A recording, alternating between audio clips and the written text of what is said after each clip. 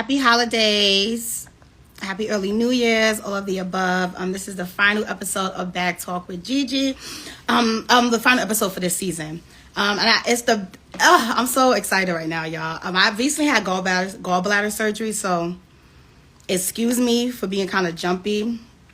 I'm like 2 days post-op, and I could not let this interview pass me by.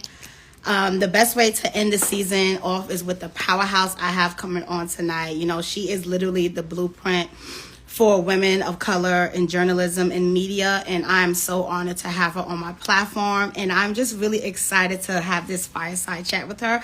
Her name is Gia Peppers, and I've been following her career for quite some time. And she is someone who very, I would say, I'm kind of modeling my career after her. You know, she truly inspires me, and I'm just so excited to have her on today. Oh, there she is.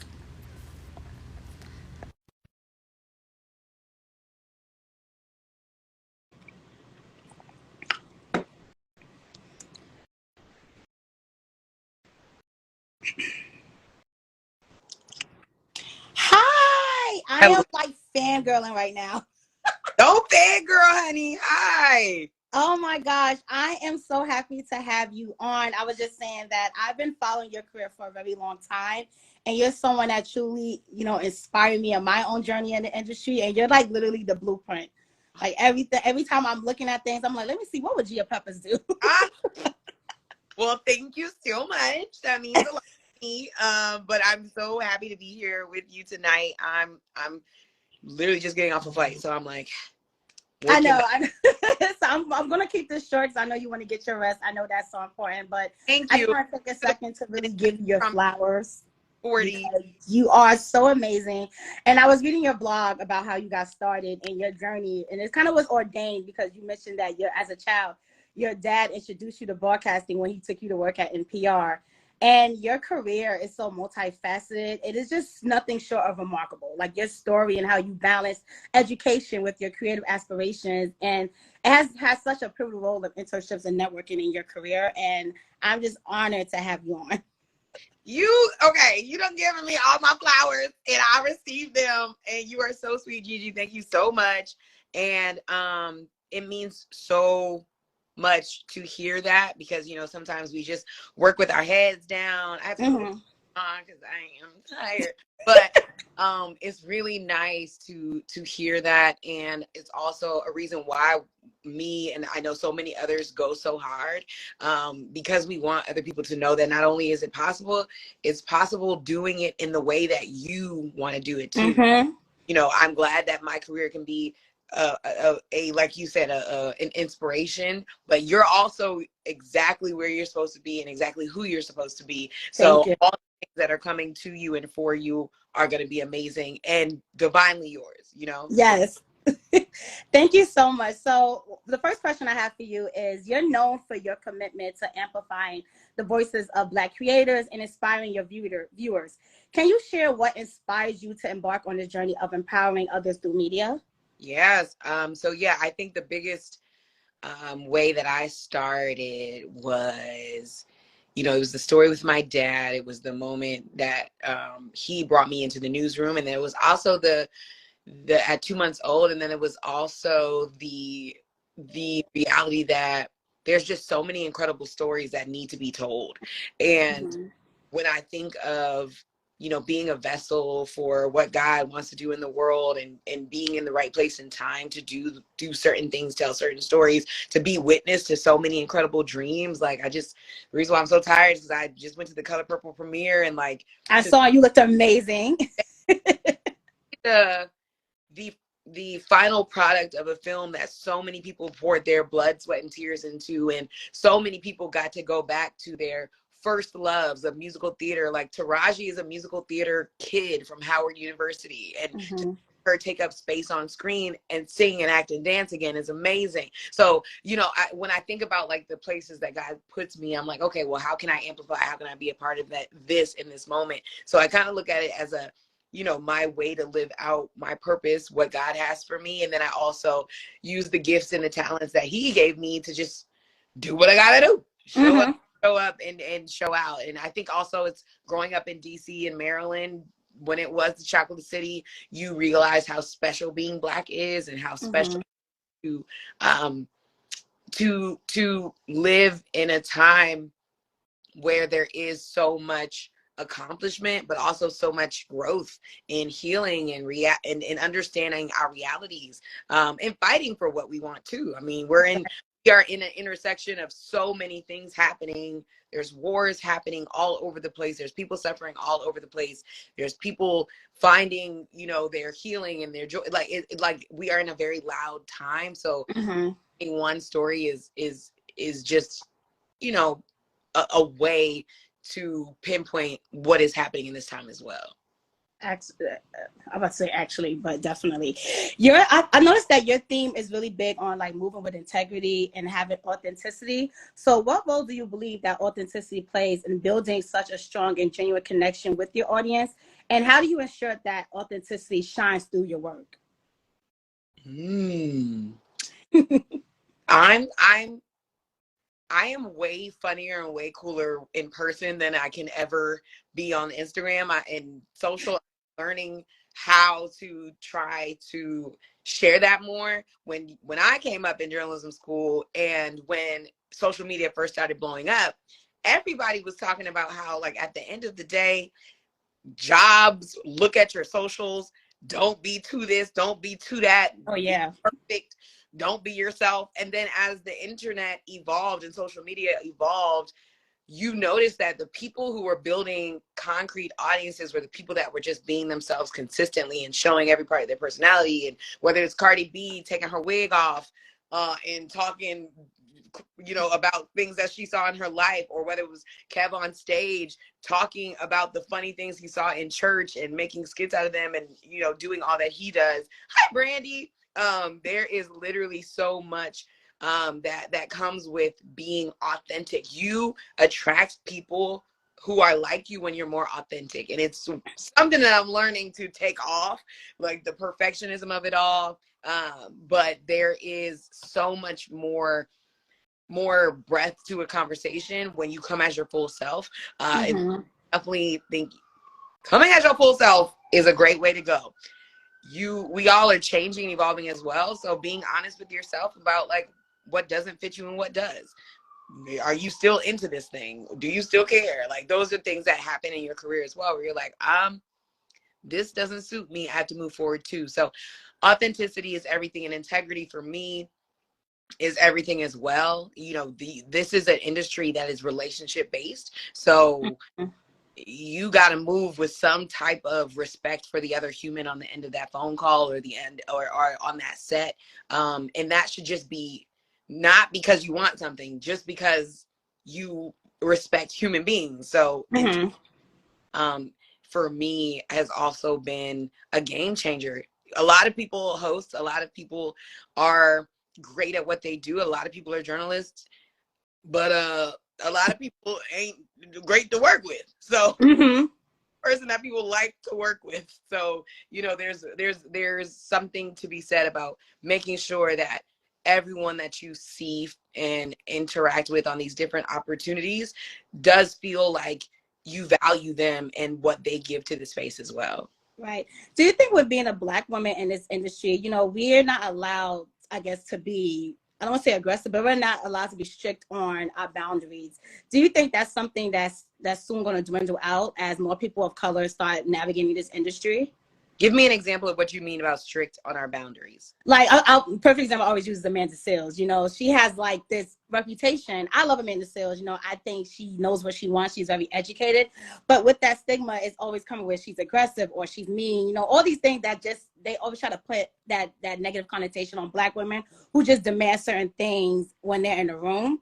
And I'm wondering if that's something that's just going to continue to follow us. That's something we have to get used to. And as we further get into the industry or go away, or are there steps we can take to ensure that we're meeting our demands without having that negative connotation to our names?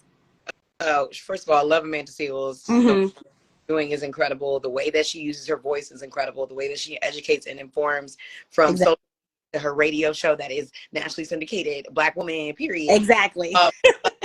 So to ooh, child, that goes back to racism before we were born, right? And unfortunately, we have not figured out how to eradicate that in any workroom, in any newsroom, as much as we think we have. We have.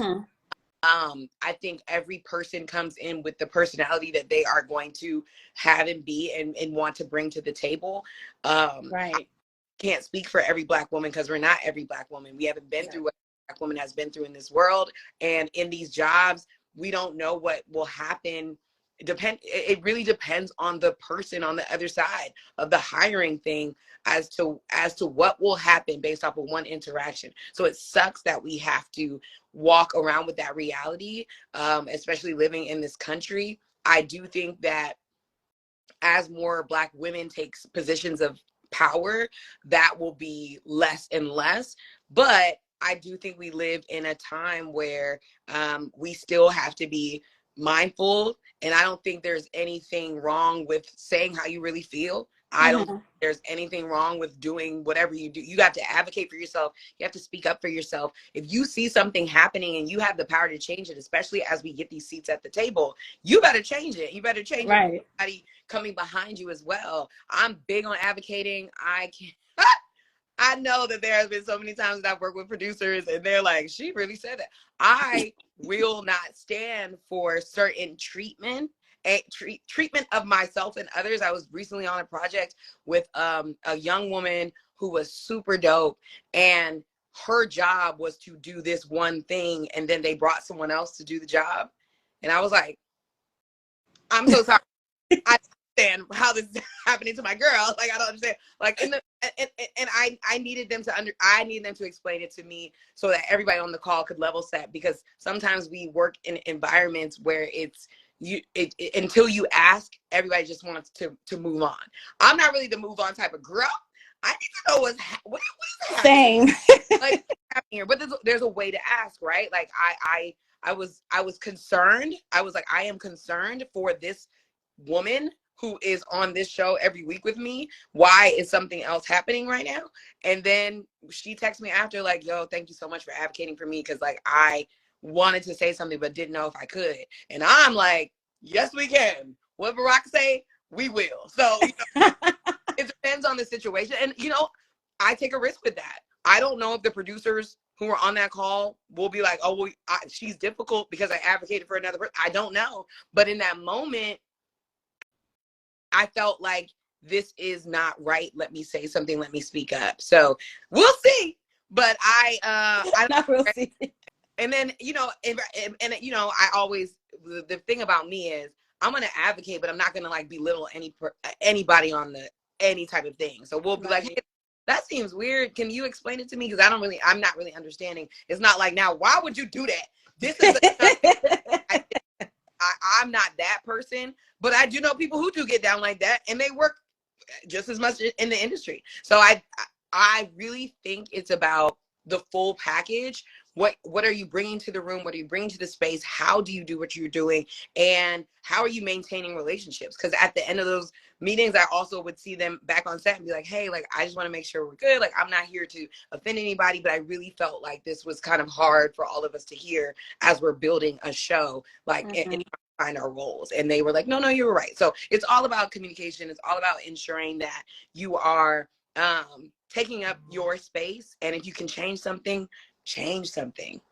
Yes, absolutely. Thank you so much for using your voice and your platform to advocate. I feel like in most spaces I'm in, I've had difficulty with speaking up for myself, but I've always had like a boss who knows my work, who knows my voice, who's able to say, oh, it's okay, I'm a VP. I'll speak for you on this if you don't want to say something. So it's really, I think it's important for Black women to have that kind of networking and that relationship with people who are going to speak for us. So thank you so much. Oh, of course, girl, you got to say thank you. Look, amen. And thank you for having me. Really, this really means so much. So you've had the opportunity to interview inspiring leaders like Debbie Allen, Erica Campbell, and Sarah Jakes Roberts. What have been some key takeaways or reoccurring themes from these conversations that have resonated with not just you, but your viewers as well? That's a good question. Because every one of those women and all the women that I've interviewed and all the men that I've interviewed and all the human beings that I've interviewed all have very different stories and very paths that they've taken. I've interviewed everybody from, you know, I can't even think about it So because many. but like so many people that the biggest thing that I think they have is self trust in themselves, Mm, confidence in themselves, in their voice, in what they're here to say and do. There's a certain level of courage that it takes to activate any part of your dream and your journey. You cannot do anything without first believing that you belong there and that you have something to say and give to people. Whether that's in your gifting, you could be a singer, you could be a writer, you could be a dancer. There's something there that you feel big enough to move forward in your life. And so mm-hmm, that's one thing. They have the audacity to bet on themselves. They have the audacity to say, you know, no one is exactly like me. Let me figure this out. And once you go on that journey, you learn even more and you share even more. So I think the biggest thing is the audacity to show up as their highest selves, to walk in their calling. And then the second thing is to share what they've learned along the way, so they aren't the only ones that are creating this lane of gifting that they share. mm-hmm.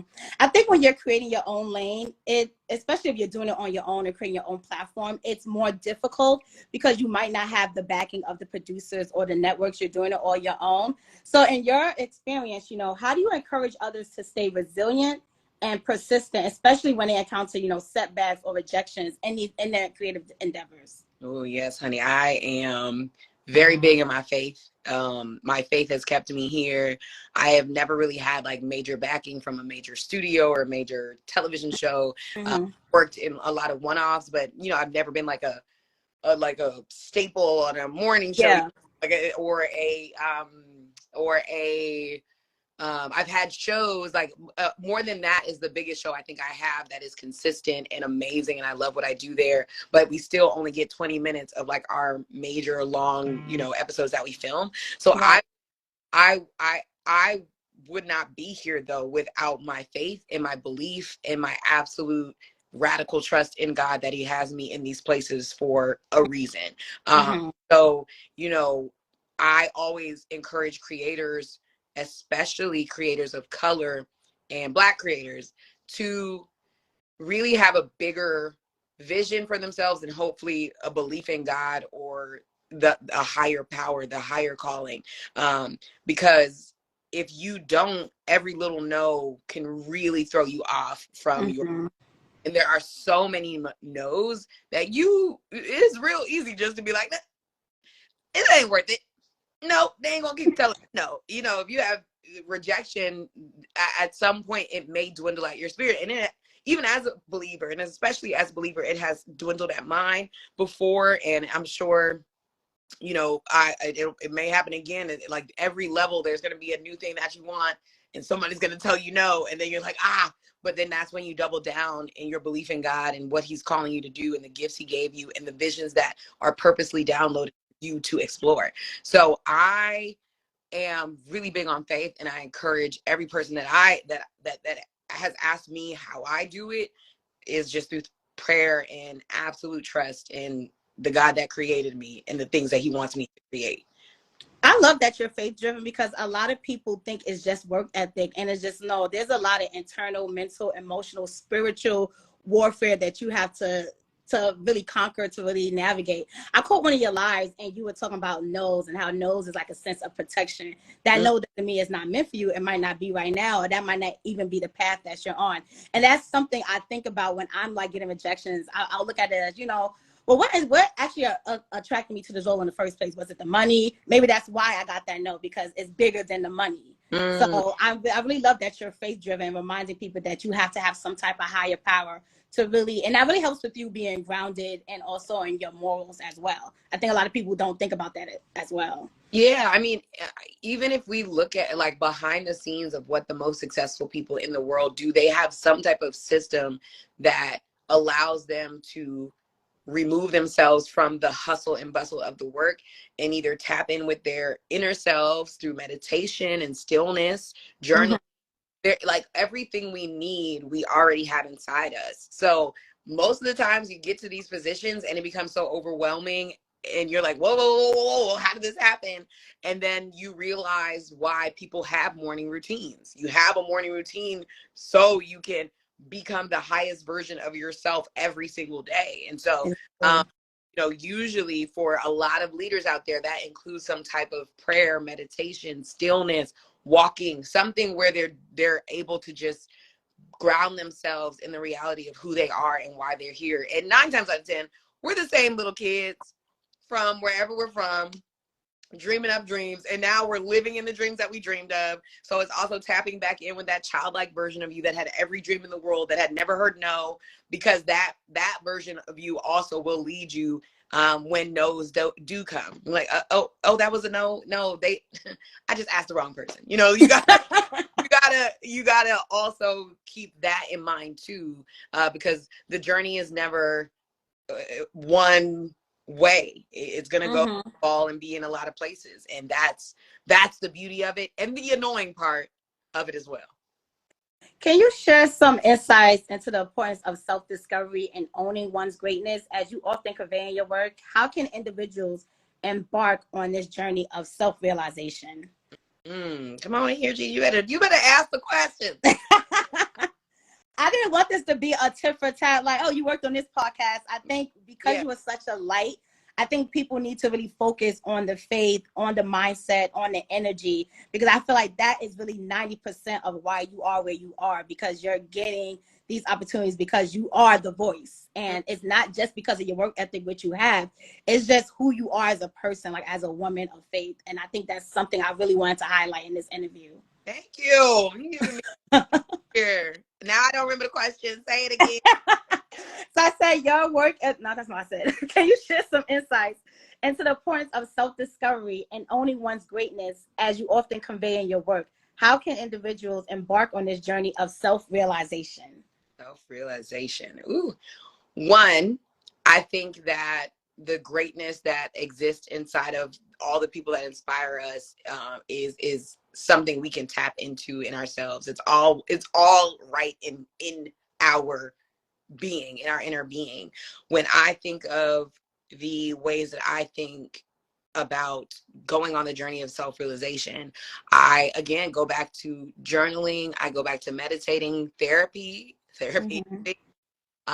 prayer, really sitting with the version of you that exists outside of the titles, outside of people might even see you as, whatever box that people say you belong in. Forget that. Who are you? What do you care about? What do you want to see done? What is something that comes so easy to you? It's like breathing, and other people, are impacted in a positive way when you do it. What are ways that you show up and light up spaces? What makes your soul and your spirit light up? What are the things that drive you?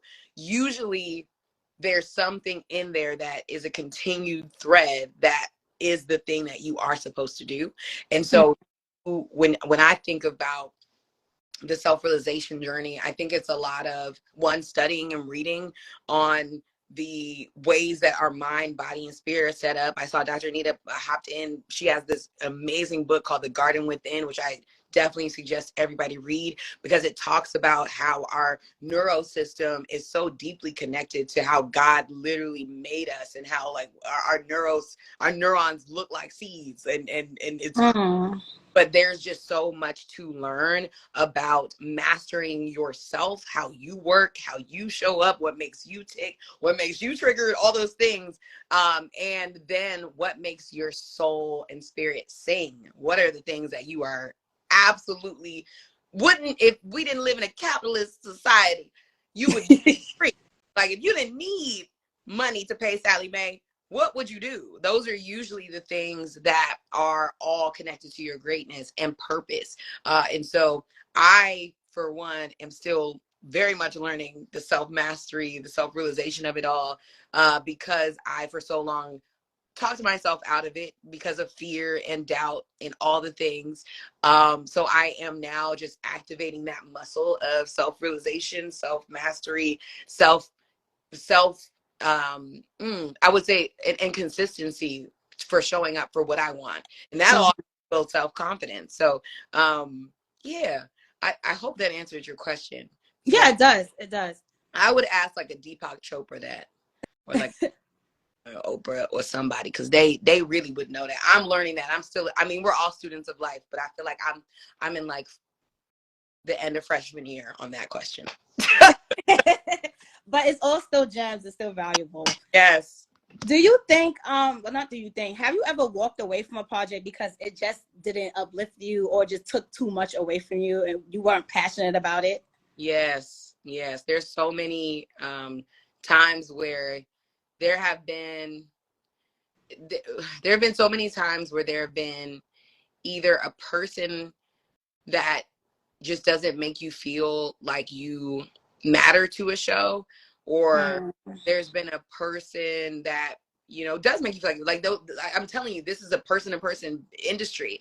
My dad has been in the news business for almost 4 decades, and he will tell you people don't leave jobs, they leave management, they leave the people surrounded by the job, because those are the people you interact with more than your family most of the time, and it has to be a space where you feel comfortable. That's no different in entertainment, that's no different in sports, that's no different in most places, unless you're like a self-employed entrepreneur, and even then you still have to hire people that make you feel like you are safe and able to for your being your best self.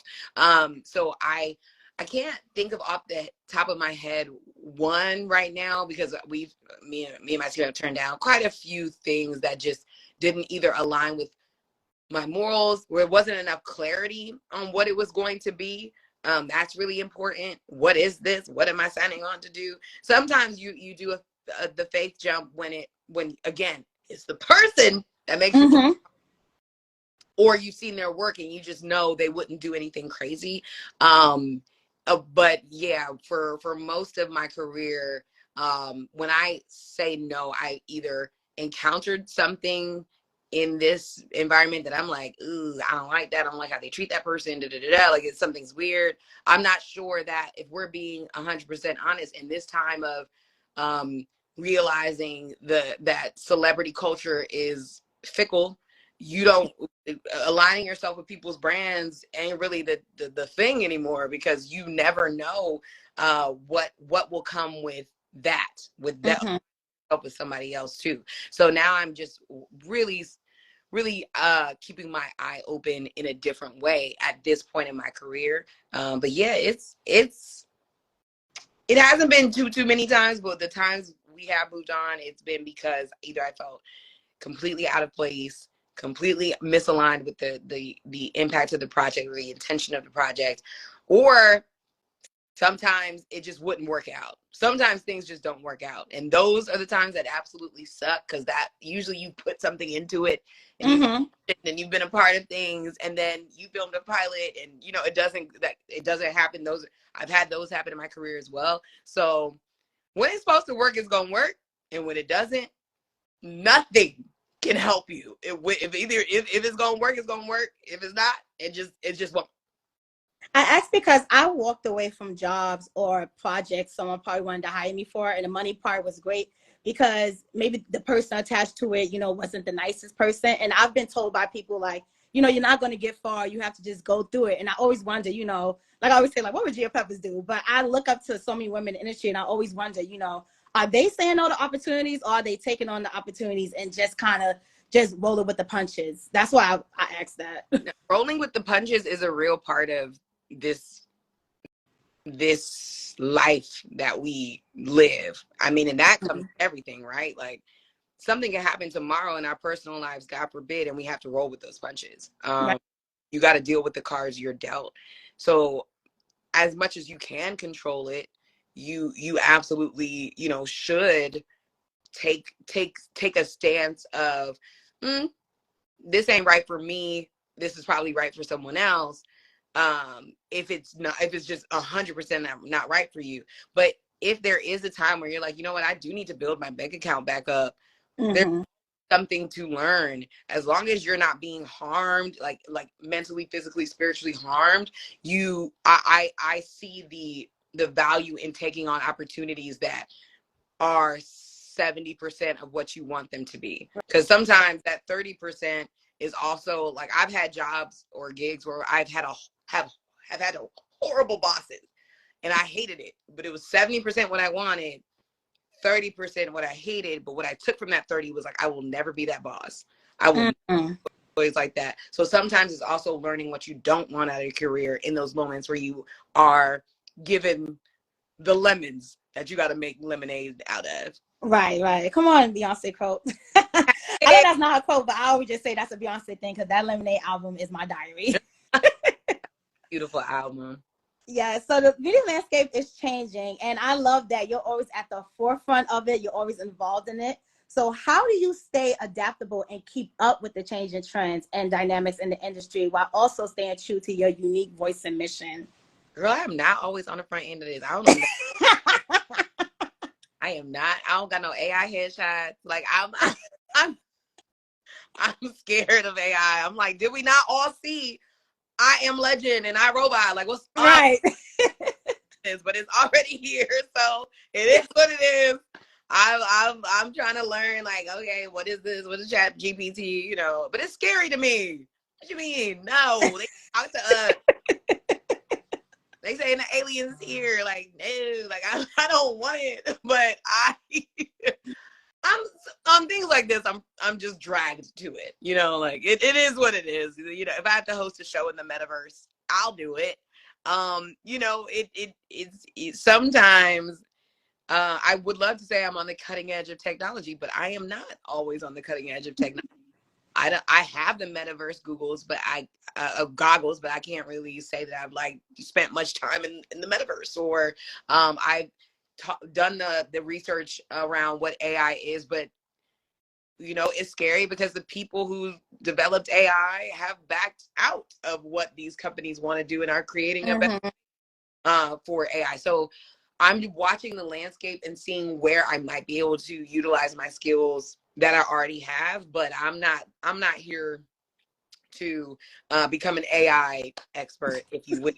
But I do think that there is value in learning the tools and the technology and the ways that are coming out that may make our lives easier. It's just I don't see all like I Am Robot and I Am Legend, all these scary movies about what happens when computers get too smart. Like when they get to the things. So I'm also just keeping my eye out. Like, okay, all right. But I love that you're still like you have an open mind to it, just so I can stay booked and busy. Like, let me just make sure I at least know the main foundation so that I can still have a job. Right. Yeah. No. I you know what? I don't even look at it as booked and busy anymore because I'm in a space in my personal life where I'm trying to balance just how much I work with and real energy into shaping a personal life. I want a family. I want a husband. I want children.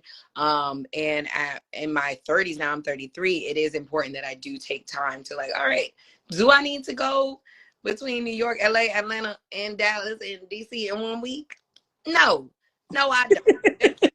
Just go to 2 instead of 7 cities this week. So, you know, I am learning now how to mind my energy and my space. And that's why like I'm creating my own brands, my own conversations, that have a little bit more leeway over those things, because it does matter where you start your roots. Like I want to be well rooted. It might be in 2 places. Like I might have one place in my rootedness, but I just don't want to be all over the place all the time. I love that you mentioned that. I just turned 30 in April, and I was like, thank you. I was having a whole panic attack. Like, I'm not where I am in my career. Oh my God, I need to hurry up and start dating seriously and find a husband. And I'm just like, I can't do that if I don't got no money. Like, I went through a whole midlife crisis, and I'm like, you just turned 30, relax. So I'm glad you mentioned that. Yeah.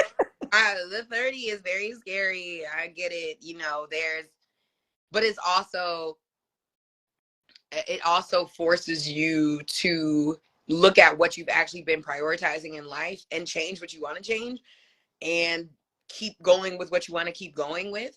And I've learned not to have fear around it, but more to take action in what I want to do and what I want to actually spend my energy on. So taking stock of, like the day-to-day opportunities. Where did I spend most of my energy today? Okay, I need to spend way more energy checking in with my friends this weekend. Like, you know, this it's life is happening outside of our careers. We are Yep. not our careers. We are full human beings and women with people who love us and that we want to love. And that takes time, effort, and energy just as much as it takes that to build a career. So I think the understanding where your priorities are in season as well, because seasons are real. You might like when I was launching Healed Girl, my friends would reach out, or even in when more than that was in launch mode, I was like, oh y'all, okay, oh sorry, I've been MIA, and I would come back, you know. But it's a lot to do anything in this life, Mm-hmm. energy. So I always think about that. Like I'm just like, okay, what do I want to prioritize in this season, in this month? Family time for the holidays, amen. Yes, yes. That's because you mentioned that. That's something I've been thinking about too.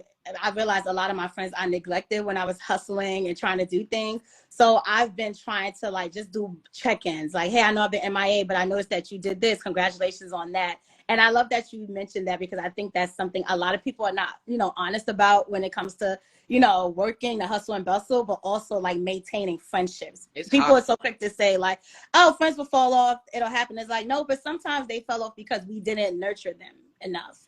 We Yeah. kind of forgot about them and just assume they'll always be there and they'll always just understand. And Yeah. sometimes a simple text will kind of just fix all of that. Yeah. Yeah. No, communication is everything in this adult age. It gets tougher because we have just so many more responsibilities on our plate. So, Mm-hmm. you know, knowing what type of friends you have, what type of, if you have a friend that needs you to talk more, you know, making sure that you talk to them more. Sometimes most of my best friends are like, I'll see you. Go ahead, enjoy your better in showing up for them, because I don't want, you know, a month to go by and so much happen in their lives that like I wasn't around for. So yeah, personal has been a priority for me. And in 2024, I plan to actually make, you know, more changes to make sure that I'm just rooted a little more. I love that. So the second to last question, what legacy and impact do you hope to leave behind? Yeah. I hope that the content that I creates more greatness out of any viewer. I hope that when people watch, they feel safe and seen and loved and well represented. I don't represent everyone. I'm not for everyone. I'm okay with that. But for the people that do feel connected to either the story that's happening or to me or the person I'm interviewing or the content that I'm creating or just a day in my life, or anything in between, I hope that they feel seen and also see a mirror that shows them that they can do all the things, because if one of us is accomplishing, all of us can accomplish. I hope that I am able to create more love in my life and nurture that in all the ways. So I want to leave a lot of love behind. I want people to be like, yeah, I really enjoy Gia, and smile, like, you know, when they think of that moment. And I want to leave this, whatever I'm able to do, better than I found it. Mm, So um there are a million ways per situation to do that, but I just want to make sure that, like, if I've been there, if I've had some say, that someone felt advocated for or seen or heard or just loved and felt in that moment. So I think my legacy hopefully will be a lot of women, a lot of Black girls who understood the power of their voice because of something that they saw from an interview or something like that. Someone watching it could say, oh, that Danielle Brooks grew up on the same street corner I did, and she's now in The Color Purple. Dang, I'm gonna go and try and go after my dream. If she could do it, I can. And I hope that that is what my professional legacy lends more to. Personal, still figuring that out. Want to have I kids. think we all are at this point.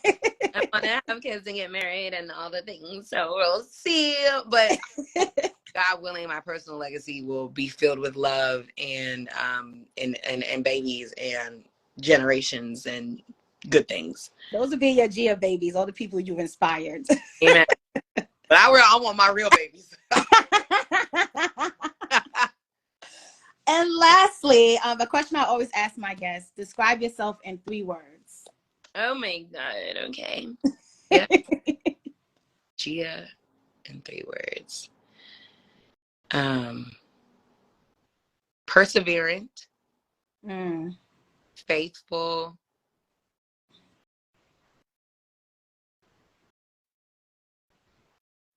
dreamer. Oh, I like that. I like the eyes are closed. Like you dug deep for that. Yeah, yeah. Because it's hard. 3 words is hard. We are all so many things.